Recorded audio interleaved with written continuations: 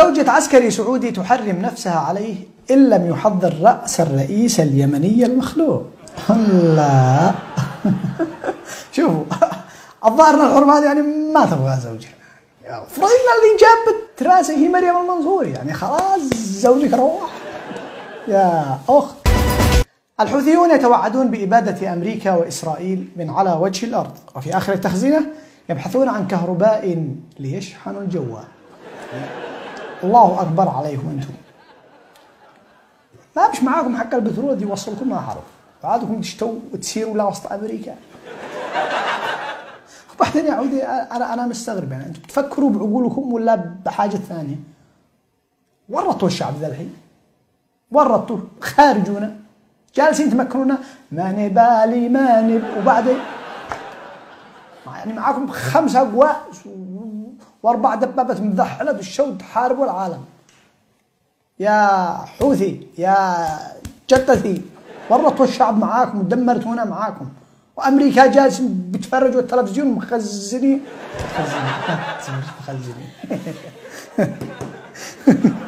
أمريكا ما يخزنين.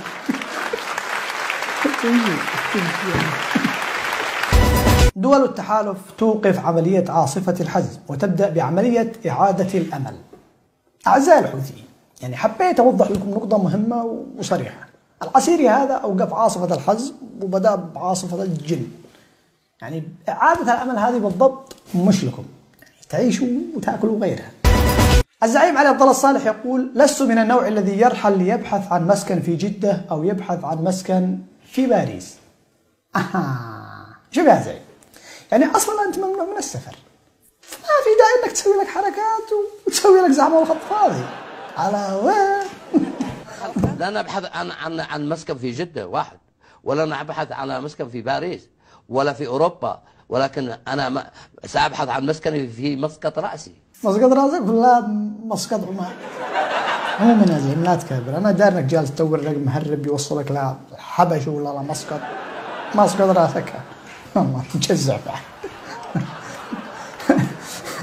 شوف يا زلمة، أنت بالذات أعطاك الله فرصتين ذهبيتين، يعني لعل وعسى تتوب، لكنك للأسف ضيعتها من يدك.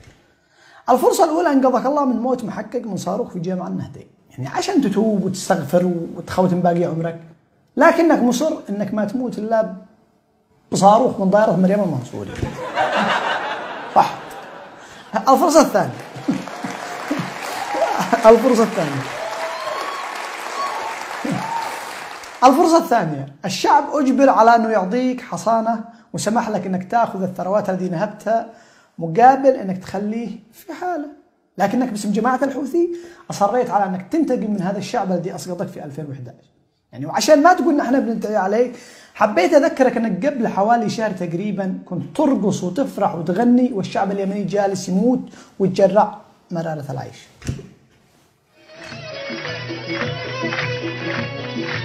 الزعيم اليوم حاضر، لو هيك ما يغادر، لا تخوفنا الطوايل ما نفرط في الزعيم. قل لي امريكاوي هادي، خبروا كل الاعادي، كل ذره في بلادي ما تفرط في الزعيم، ما تفرط في الزعيم.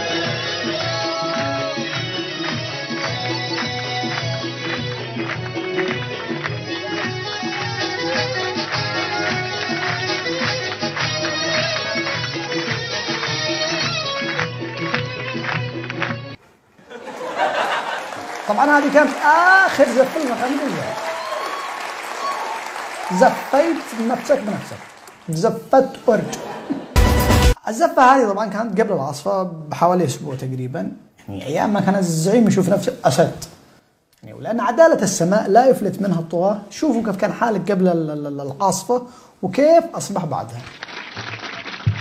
أنا أنصح أولئك المهرولين الذين يهرولون اليوم إلى عدن، الذين يهرولوا إلى عدن مثل ما هرولوا في عام 94. هرولوا في 94 إلى عدن يركضوا بعد الانفصاليين، ولكن الانفصاليين هربوا كما حددت لهم من 3 منافذ: منفذ الشرورة، منفذ المهرة، منفذ جيبوتي، البحر الأحمر. هذا ما بش معاهم أين ينفذوا.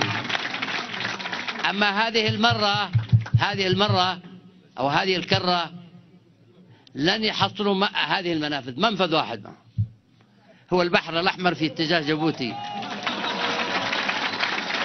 نحن سنعمل على تأمين البحر الأحمر لأن ينجوا بجلودهم. نحن لا نشمت لكن سنشمت. نحن لا نشمت لكن سنشمت. هذا أيام الزرع، يعني أيام النخيط بيشمت. طيب وبعض العاصفة؟ أتوجه بهذا الخطاب إلى أصحاب الجلالة والفخامة والسمو، قادة الدول العربية المحترمون. إنني أتحدث معكم وقلبي يقطر دما. الإخوة الأعزاء أصحاب الجلالة والفخامة والسمو، قادة الدول العربية، أتحدث معكم بمرارة وأتمنى لانعقاد مؤتمركم التوفيق والسداد والنجاح، وأن تعمل هذه القمة على وقف الضربات العسكرية. وأنا أعدكم وأنا في المؤتمر الشعبي العام، لا أنا ولا أقربائي نترشح لهذه الرئاسة.